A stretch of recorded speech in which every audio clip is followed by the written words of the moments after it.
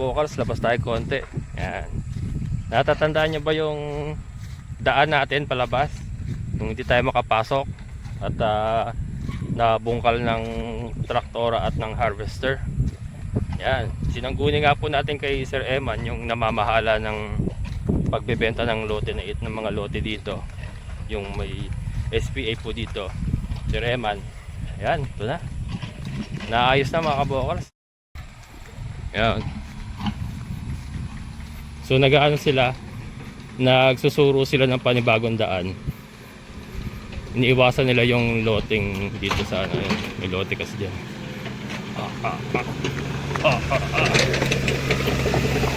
Yan.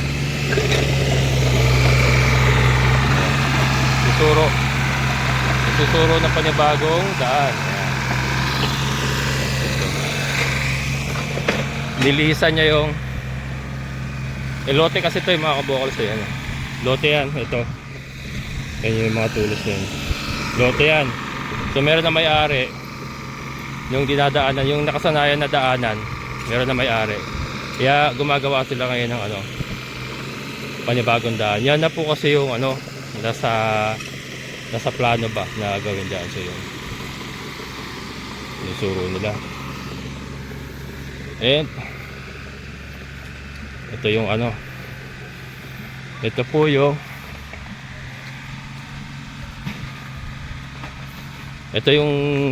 problema ko nakaraan mga kabukals, na hindi ako makaahon kasi nga na bungkal na. Ayos na. Nabako na. Yung bako nila may parang pambuldoser din, kaya parang binuldoser na rin to. Ayan o. Problema, wag lang sana may pumasok uling harvester or traktora. Mabubungkal na naman to. Ayan, ito mga kabukals. Okay na. Mas lumapad at saka naging patag na siya, hindi na siya malalim. So ito, kaya itong akyatin natin motor, lalo na kung tuyong-tuyo yung lupa. Kayang-kaya na. Ayan. Ito kasi hindi pa naman ito ang permanent talagang ano, daan. Kaya naglalagay lang mo sila ng mga pansamantalang daanan para yung katulad ko na nag-avail at nandito na ay magkaroon ng daan. Kaya ayan, ayan. Nakita niyo mga kabukals, ini-report natin nga kasi humingi tayo ng tulong na yung daan nga natin is ano na, kahirapan. Kaya ito, inaayos nila yung daan. Galing. So dito na magiging daan natin. Ito na magiging daan. Ito kasi baka bakura na to ng ano, may-ari. Itong lote na to. Dito tayo dadaan. Kaya binubuldoser. Ayan.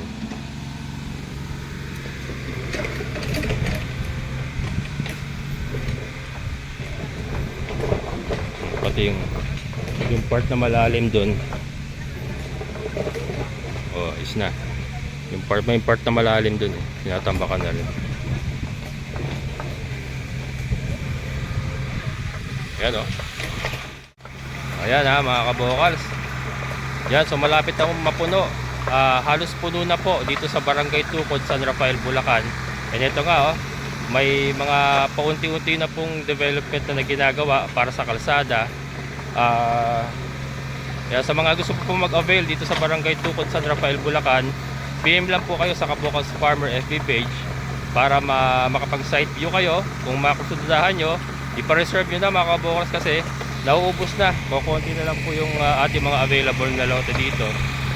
Ngayon nakita nyo naman mga kabukals, may mga development na marami pong nagdadalawang isip. Maraming hindi pa rin po nagtitiwala noong una. Ang sinasabi nila wala namang development na mangyari, pero ito mga kabukals, meron na po. Ayan po, isa pong patunay na gumagalaw po yung development natin dito sa area. Ayan. Ito si Sir Eman. Ito yung siya yung namamahala Ayan, may mga lote kasi rito mga kabokals. Tapos,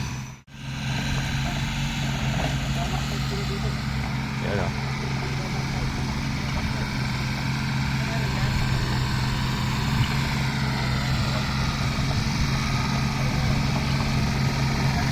Diba? So ito na mga kabokals, unti-unti na po yung development. Ayan, umpisa na yan. Lalo na sa summer. Sa summer, saka yung ano kasi nakapag-harvest na sila ng palay. Hinihintay pa po kasi makapag-harvest ng palay para talagang maayos na po yung lupa. Eh nakapagmumuhon na nga po. Dati kasi wala pang muhon yung mga iba dyan. Ayan. So ngayon harvest na. So magagalaw na nila yung lote talaga. Ayan, again mga kabokals, dito tayo sa Barangay Tukod, San Rafael, Bulacan, kung saan po tayo nakakuha ng hulugang lupa. Yan, hulugang lupa mga kabokals, Barangay Tukod, San Rafael, Bulacan. Ito na, may mga paunti-unting development na po nangyayari. Galing na ito, maliit lang oh. Ano siya, pwede siyang bulldozer, pwede siyang backhoe.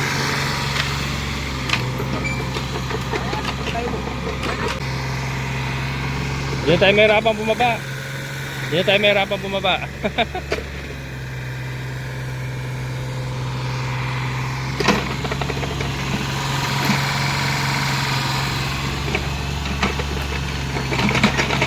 Galing.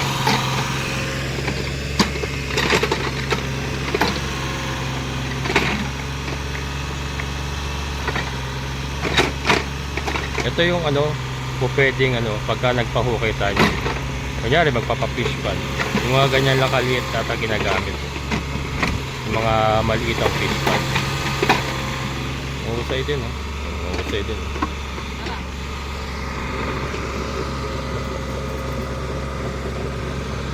Yeah.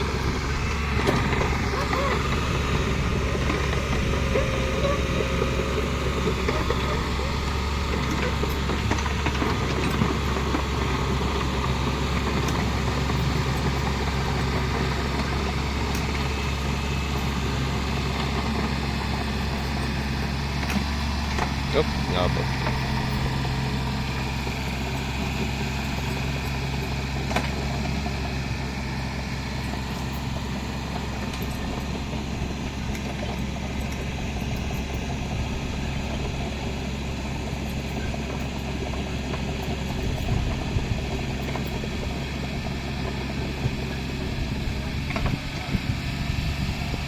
Ayan.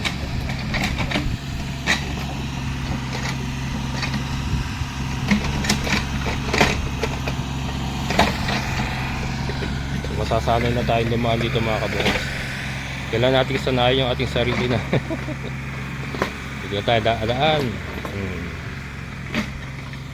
na ating magiging bagong daanan. Hindi na dito kasi lote dyan Ayan mga kabukos doon sa mga interesado pong kumuha dito, Barangay Tukod, San Rafael, Bulacan. Ayan po, PM lang po kayo sa Kabokals Farmer FB page kung gusto niyo po mag-avail. Yan, may mga available pa po tayo rito. Ayan.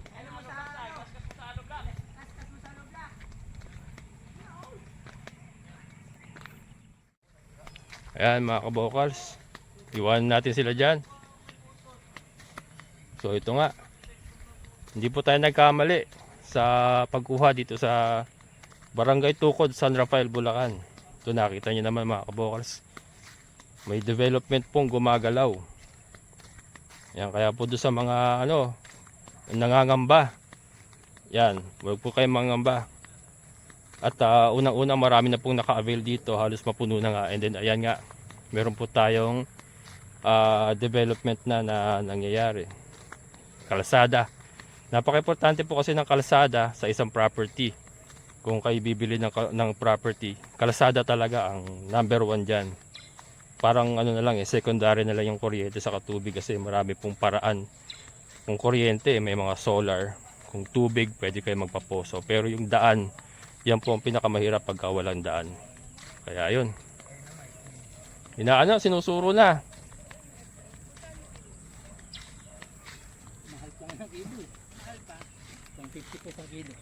Merienda muna. Yan, merienda tayo mga kabokals.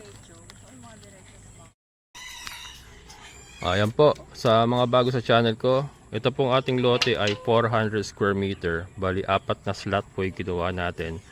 Per slot po kasi ay 100 square meter. Yan, so 4 po ang kinuha natin.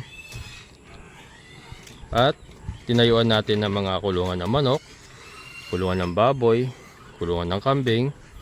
Then, meron din tayong mga alagang pato. Yan, ito. Yan po sila, mga breeders po natin, andun yung iba. And then binakuran po natin ng cyclone wire muna. Cyclone wire muna. Tapos may yero tayo. May second hand kasi tayong yero galing doon sa old area natin. Yan po ang ginamit natin. And then ngayon ay nagtatanim po tayo ng mga halaman. Madre de agua, dragon fruit. Ito, dragon fruit po yan. Then meron po tayong bahay ng ating caretaker dito. Yung ating malaking gate. Yan. Si Bella. Bella. Yan. Yung bahay ng ating caretaker. Yan. Ilibot ko lang po kayo sa mga bago sa channel ko. Ito nga po yung ating kulungan ng manok. Meron po tayong decaf brown. Free range style na manukan. Pero sa ngayon hindi pa sila free. Nakakulong pa sila, inaayos pa po natin. Yung mga pato kasi ay nandoon pa sa labas. Ito kasi ang kanilang range area talaga dapat. Yan. Ito dapat talaga ang range area nila. Yung paikot na yon kanina. Kaya lang sa ngayon po ginagamit natin sa mga pato. Ayan, ito nga meron tayong baboyan. Yung mga native pigs po tayo. Yan.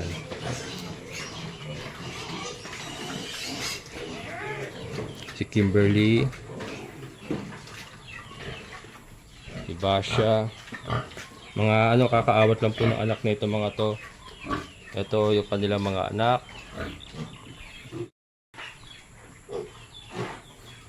Yan. Ito po yung mas bata. So ito pinagawa po natin. 1, 2, 3, 4, 5, 6, 6 na butas po yung ating pinagumpisahan dito sa ating backyard farm. 6 na butas na kulungan na kung saan nakapag-aalaga po tayo native pigs.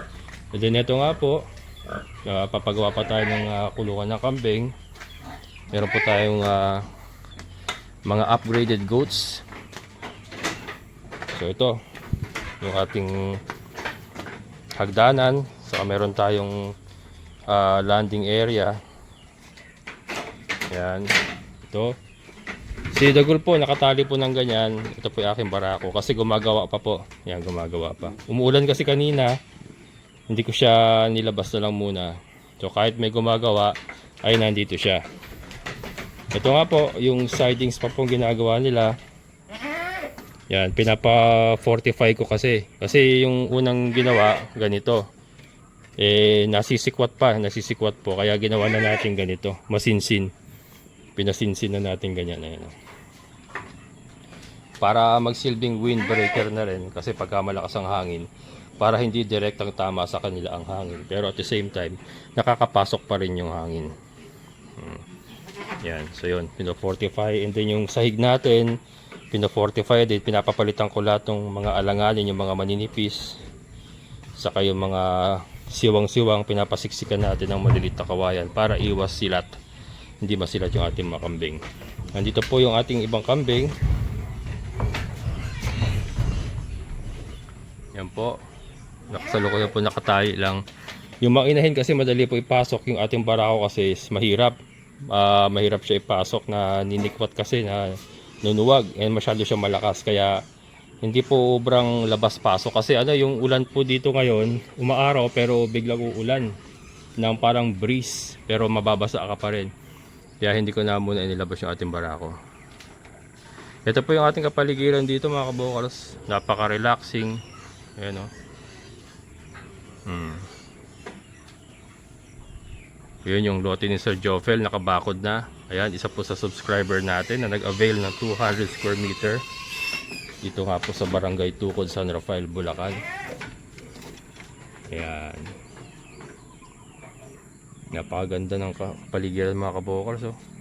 Ito nyo naman.